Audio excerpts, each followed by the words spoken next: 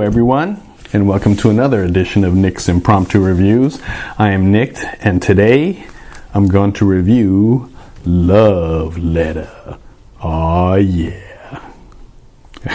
Sorry, we miss you, Barry White. Anyways, this game, this is the whole game right here, Love Letter.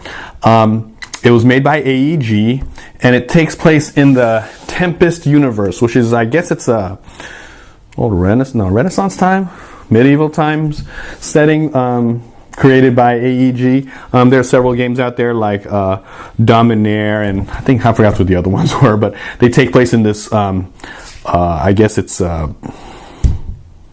medieval universe or something like that. I don't know. Well, anyways, this is the Tempest year, and this is Love Letter. It's yes, this is the whole game right here. It's a light deduction / bluffing game. Real quick, it takes about not even 30 minutes. 30 minutes is long. You can get a game done in about 15-20 minutes.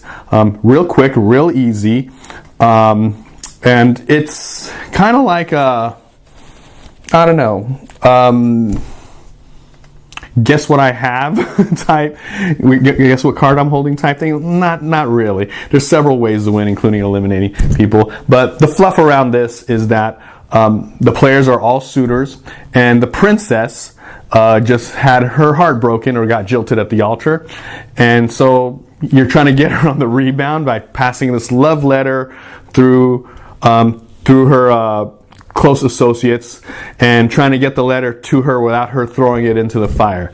That's the fluff, okay? But does the theme fit with this, and is this game fun? Let's find out. Okay, hopefully I'll get through this gameplay real fast because there's really not much to talk about when it comes to gameplay mechanics, okay? But let me try to cover everything. All right, this is a setup for a 4-player game. So each player, they get this nice little cheat sheet, and like I said before, I love cheat sheets. And they tell you how many cards are in the deck and what each card does, okay? So this gives you a little, helps you for your deductive reasoning on who may have what card and how many are in the deck, okay? And it's perfectly legal to use it during the game.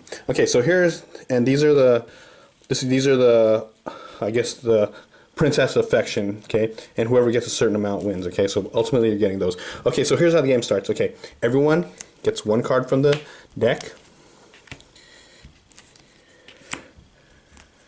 Okay, and then we take one and we burn it out of play.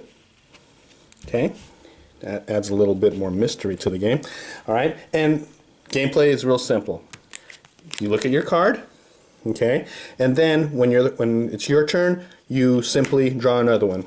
Now, of course, you don't reveal it. Okay, you don't reveal your cards. All right, so you'll have 2 cards in your hand. You play one, and notice these cards have a number on the top. Okay, if the players survive the end of the round, and the round is when all the 16 cards have been drawn and you can't draw anymore. That's the end of the round. And whoever has the highest number card in their hand remaining wins, okay? And they're numbered 1 through 8. 8 being the highest, 1 being the lowest, okay? So 1 is the lowest, but each card has a different ability. Okay, so let's look at the guard's ability. And this is the most common, okay? Guards, they name a non-guard card and choose another player. If that player has that card, he or she is out of the round, okay? So basically, if they play the card, they take a guess of what someone might have. This one, you play it, you look at another player's hand, okay? So let's do that, okay? So you look at your hand, you take one of the cards, and let's say we'll play this card right here, okay, the priest. All right, and so when you play it, you put it face up and you leave it in front of you so everyone knows what's been played, and then you activate its ability. In this case, look at someone else's hand. Let's say we'll look at this player's hand, and that's a guard, okay? All right, next player goes. Okay, so again, they draw 2 cards, and let's see what they have here. Okay, and like I said, the guard is the most common. Okay, so guard, you got to try to guess what the other player has, and 5, choose any player, including yourself, to discard his or her hand and draw a new card. So I can play this on anyone and have them discard it, or I can guess. But you know what? Let's go ahead and try and guess. Okay? So let's guess right here. So let's see. We have the priest out. And this is what you do. You got to look at what other people have. When you play a guard, look at what other people have. And what do you call it? Just try to guess what they have. So let's say this person guesses that this person has the handmaid. Okay, so let's see if they have the handmaid. Oh, no, I thought it was the handmaid. That would have been a lucky guess. Nope, this one has the princess. Okay, so this player simply says no. Okay, he doesn't reveal it, and then keeps the other card, and then the next one draws a card. Same old, same old. Okay, reads the card as the same as the other one, and so on. And that's really that's pretty much what how the whole game goes. If everyone gets eliminated and you're the last one standing, you get a token. If more than one of you is standing at the end of the round, and the end of the round happens when all the cards have been drawn and you can't draw anymore, the person with the highest numbered card on the upper left wins the round, and then they get a red token. And whoever gets a certain amount of red tokens in a 4-player game, if you get 4, you win. In a 3-player game, if you get 5 tokens, you win. And in a 6, oops, what is it? Oh, I'm sorry. In a 2-player game, it's 6. I went backwards. It's a maximum 4 players. So 4 players, whoever gets 4 wins. 3 players, whoever gets 5 wins. And a 2-player, whoever gets 6 tokens wins the game. Yeah, there we go. Okay, so the gameplay was real simple, okay, but it's really not just the gameplay, okay? It's about the cards that you have, okay? So, like I said, you just draw a card and play a card. Draw a card, play a card, until you either get eliminated or it's the end of the round, okay? And that's a simple count, but like I said, it's all about the cards. So let's go over each and every card, okay? Guard, this is the most abundant in the deck because there are, let me see, there are 5 guards in the deck, okay? So you're going to see a lot of these. And what the guard does, they name a non-guard card and choose another player, and if that player has that card here, he or she is out of the round. Okay, so there are actually some other cards like the priest who lets you look at their hand. So if you do that, look at someone's hand and then get a guard the next round, they have that, you can call them on that next turn and eliminate them from the game. Or if there's enough cards out that have been played, you can use your deductive reasoning and your little cheat sheet here to try to guess what an opponent has. And when you do, they're out of the round. So that's how you eliminate. This is one of the primary ways to eliminate someone from the round. And as mentioned before, the priest, you play this card, you look at another player's hand. The baron.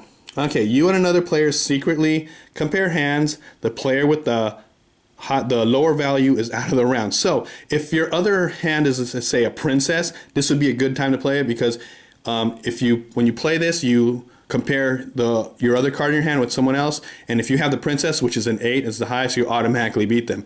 However, let's say that okay, you do have the princess, you do play baron, and then obviously you're going to beat it, but the person that you picked was the countess and they get eliminated from the game. Well, guess what? Everyone knows you have the princess. So, yeah, if you get the guard, then if someone gets the guard, they'll know what you have, all right? Handmaid, my favorite card. Okay, until your next turn, ignore all effects from other players' cards, okay? So basically, you're immune from the guard and everyone for 1 round, and that helps a lot. Prince, Brad Pitt. Look at any player, including yourself, to discard his or her hand and draw a new card. Okay, so if you don't like your card, you can replace it, or if you think someone has a good card that you don't want, you can have them replace it. The king, trade hands with another player of your choice, so just trade cards. The countess, this is kind of tricky. Well, not tricky, but it's kind of weird, but if you have this card and the king or prince in your hand, you must discard. Okay, here's the thing. So if you have the prince and the king, you have to discard this. It doesn't mean you can't discard when you have anything else, but if you do have the prince or the king, you have to discard this, all right? However, it is a high value, so it might be good to keep at the end, right? And finally, we have the princess. Okay, first, the highest card, 8. Okay, so if you have this in the round, you're going to win. However, if you discard this card, you are out of the round. All right, so if someone guesses princess, you're out, just like any other card. But also, if someone does that Brad Pitt card on you and makes you discard it, you're out too. So it may not be good to have this at the beginning of the game, but there are ways to work around it. All right. So, anyways, that's pretty much it. And if you think about it, all these cards, they have a nice balance to them, okay? Like one card can help you with another card, one card's good against another card, and there are several ways to work with each hand, okay? Even though you only have a hand of 2 cards maximum, okay? There's a lot of ways you can play, all right? And that's the game. that's Love Letter in a nutshell. Okay, so the game is real simple. You tap 2 cards, you play one, keep one. And yeah, and that's really what you do the entire game. But the thing is, it's the idea, like, you'll have 2 choices, but you can, the decision of those 2 of which card to play is huge. Okay, and also when you get once people start playing several cards out there, you can see what cards have been played, and you can figure, with your cheat sheet, you can figure out what cards have not been played. Okay, so you can like save your guard card, which is pretty abundant, and also when you have your guard card, you're pretty much safe because they can't be able to choose you as a guard because they can't say guard to predict what kind of card you have.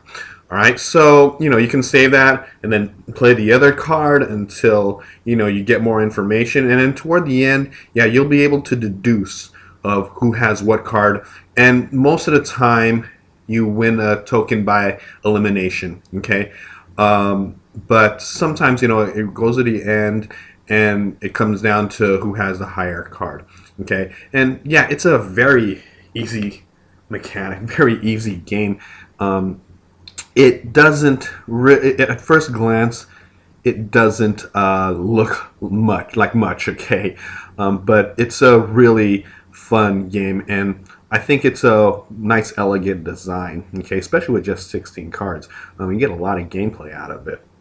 And these are filler games, and filler games I play a lot because you can get a good game in real quick. Okay, but yeah, this is one of those really unique games that probably that really did not you wouldn't think it would be a good game, but it is a good game, and it's recommended for everybody.